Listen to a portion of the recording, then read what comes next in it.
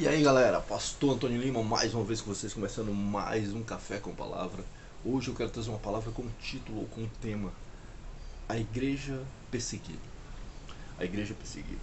Em Mateus, no capítulo 24, versículos 9 e 10 diz assim: Então vos hão de entregar para serdes atormentados e matar-vos-ão e serão odiados de todos as gentes por causa do meu nome. Nesse tempo muitos serão escandalizados e trair-se-ão uns aos outros, e uns aos outros se aborrecerão. Amém?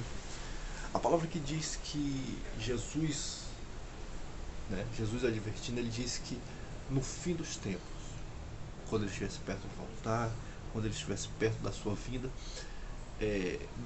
muitos seriam perseguidos, muitos seriam apedrejados, muitos seriam castigados por causa do nome dele, ou seja, por falar dele, por falar de Jesus, por falar do amor de Cristo, por falar das suas obras, das suas maravilhas, né? Por falar da sua vontade, do Senhor. E ontem eu fui, aqui eu moro no estado onde eu moro. Eu não sei como é no estado onde você estiver assistindo, não sei como é na sua cidade, como você chama, né? Aqui nós chamamos o centro da cidade, que é onde ficam as lojas, como se fosse shoppings, algumas coisas assim. Eu fui ontem para resolver alguns problemas lá, um negócio, e quando eu voltava, né, assim na condução, no ônibus, aqueles ônibus coletivos, uma mulher na minha frente, ela fala assim: ah, criticando algumas pessoas que entram nos ônibus, começam a fazer algum tipo de coisa para chamar atenção e ganhar algum dinheiro. E aí tinha um homem, no ônibus que essa mulher pegou, e esse homem começou a falar de Jesus, começou a falar de Deus, começou a falar da igreja, começou a falar das obras de Deus, das maravilhas, e falava, e falava, e falava, e falava, e não parava mais. E a mulher falou assim: ah, tudo bem ele pregar, tudo bem ele fazer isso, mas para que essa falaria toda? Porque foi algo que começou a incomodar ela. Ela se sentiu incomodada com aquela palavra, com o que estava sendo dito. Não sei se porque ela não gosta, porque ela seja de outra religião, não sei, mas aquilo incomodou ela. Talvez ao ponto de que alguma coisa plantou-se no coração dela, não sei também, mas eu acredito que a palavra sim foi plantada de alguma forma, porque quando incomoda é porque está fazendo efeito. E quando começa a fazer efeito e começa a incomodar, aí as pessoas começam a sentir: ah, isso. Então, só que aí ela falou assim: ah, para que tanta falaria? Ela disse até que quando foi descer do ônibus, quando olhou para trás, o homem ainda continuava pregando a palavra de Deus. Eu acho muito bonito isso, eu acho lindo. Eu não tenho a coragem que esse cara teve, como eu já vi outras pessoas no meio de praça, meio de rua fazendo isso. Eu não tenho essa coragem ainda. Deus, de certo modo, tem que botar mais essa coragem no meu coração de fazer uma coisa dessa. Mas ela pegou o ponto aqui, é que ela criticou a ação daquele homem. E aí a gente vê uma coisa: como a igreja está começando a ser perseguida. Aquilo incomodou ela de alguma forma, que talvez ela tenha sentido alguma coisa, mas ao mesmo tempo ela se incomodou porque ele falava muito de Deus, ele falava muito de Jesus, ele falava muito daquilo, mas ele incomodou ela. Então a gente vê isso. A igreja já começou a ser perseguida. E quando eu falo de igreja, eu falo de nós. A palavra de Deus diz que nós somos o templo do Espírito Santo, né? Nós, o ser humano, é o templo do Espírito. Nós que somos o templo de Deus, nós somos a igreja do Senhor, a noiva do Cordeiro, nós somos os escolhidos. Não aquele prédio onde você vai muitas das vezes no final de semana, ou 3 vezes na semana, 4 vezes na semana. Aquilo ali é apenas um prédio. Só que tem muita gente hoje em dia, e aqui eu vou entrar num outro ponto, vou abrir aqui um parênteses, de certo modo, que há muito mais gente indo para um prédio, adorando um prédio, gostando mais de um prédio, lutando por um prédio, dando a vida por um prédio, que para muitas pessoas pode se considerar um bezerro de ouro. Né? Tem gente que idolatra, porque nós chamamos aqui de igreja, então assim, idolatra a sua igreja. Mas ali é um prédio apenas, não é um templo. O templo somos nós que recebemos o Espírito Santo. Ali é um prédio onde as pessoas colocam uma placa e diz que o Espírito de Deus está lá e tal, e centralizam Deus naquele local. Colocam Deus como centro daquele local, como base daquele local. E não é assim. Deus é Espírito e Espírito está em todo lugar. Jesus disse isso em João, no capítulo 4. João capítulo 4 diz assim, isso eu não estou enganado, mas acho que é isso mesmo. João 4.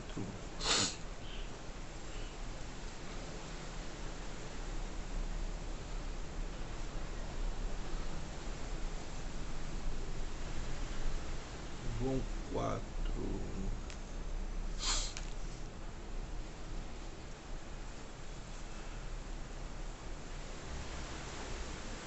Deus é Espírito, e importa que os que o adorem, adorem em Espírito e em verdade. Aí, um pouco antes, no versículo 23 do capítulo 4, ele diz assim, mas a hora vem e agora é em que os verdadeiros adoradores adorarão o Pai em Espírito e em verdade, porque o Pai procura os tais que assim o adorem.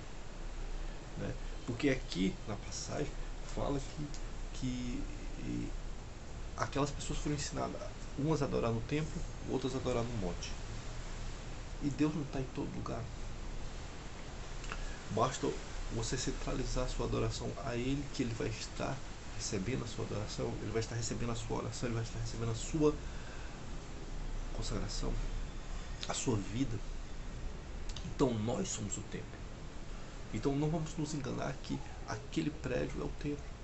Só que tem pessoas que matam por ele, tem pessoas que lutam por ele, tem pessoas que brigam por ele.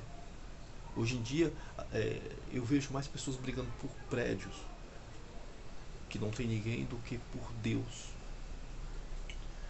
Né? Não pregam mais o nome de Deus, não tem mais a pregação genuína, a pregação verdadeira, a pregação original. E aqui também já é um terceiro ponto que eu quero entrar. Nós somos a igreja perseguida. Cada um de nós que fala do nome do Senhor, nós sim somos a igreja perseguida. Nós somos a igreja que vai ser massacrada. Exatamente como diz Mateus. Né? Mateus capítulo 9, versículo 9, dizendo: então vos hão de entregar para serdes atormentados, e matar-vos-ão, ou seja, seremos mortos, e sereis odiados de todos as gentes, ou seja, das pessoas que não conhecem a Deus, por causa do meu nome. Por falarmos o nome de Deus, seremos perseguidos. Nós somos a igreja perseguida, nós somos a igreja que o Senhor virá buscar. Nós somos a noiva do Cordeiro, nós somos os santos. Eu até falei isso esses dias, que o povo de Deus exatamente é o povo de Israel. Talvez algum outro estudioso vai dizer que eu estou errado, que errei alguma coisa, falei alguma coisa, mas a minha compreensão é que o povo escolhido realmente por Deus é o povo de Israel. Nós que aceitamos a Cristo aqui no Ocidente e em outros países, nós somos co-herdeiros, ou seja, somos co-herdeiros da herança que foi dada ao povo de Israel. Mas nós não somos aquele povo legítimo que o Senhor deixou. Nós não somos aquele povo que o Senhor concedeu tantas coisas. Nós somos co-herdeiros, nós somos herdeiros, né, ou co-herdeiros, fazemos, de certo modo, uma participação. Nós somos, como eu costumo dizer, nós somos filhos adotivos do Senhor. Os filhos e filhas do Senhor que o Senhor assim o deixou são o povo de Israel, em primeiro lugar. Depois vem todas as outras gerações, todos os outros povos. Mas nós somos a igreja que vai ser perseguida, a igreja que está sendo massacrada, a igreja que está sendo criticada, apontada. Então nós temos que entender que nós temos que focar. A perseguição já está começando a cada dia, aos poucos, de forma sorrateira, mas está acontecendo. De repente, daqui a pouco você vai ver pessoas chegando num canto. Se a pessoa mora aqui e aqui do lado tem uma igreja, a pessoa não gostou do som, ou porque uma irmã fez isso, ou um irmão fez aquilo, e vai pegar, liga para a polícia e fala assim: ó, não estou gostando disso. Não precisa nem dizer que não gostei disso. A polícia vem fechar a igreja. Aí a polícia vem, aprende alguma coisa. Então vai ter aquela perseguição. Mas aí é o templo. Não, na verdade, aí é o prédio que está sendo perseguido, não é a igreja. A igreja somos nós, como aconteceu com essa mulher que falou desse homem que pregava dentro do ônibus. Que ela se incomodou com a pregação. Talvez ele tenha dito até alguma coisa que apontou a ferida dela. Ah, você está em pecado, você tem que largar isso, você tem que deixar isso, porque quem está em pecado acha que não está. Quem está no mundo acha que não está no mundo. Quem está fazendo coisa errada acha que não está fazendo nada errado. Né? Acha assim que eu tô aqui, mas Deus me ama. Eu estou fazendo isso, mas Deus me aceita do jeito que eu sou. Deus me perdoa.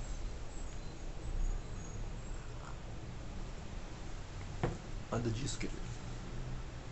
Nada disso. Deus me ama. É tão fácil hoje em dia, né? Deus me ama, Deus me aceita, Deus não se importa. Você acha mesmo que Deus não se importa?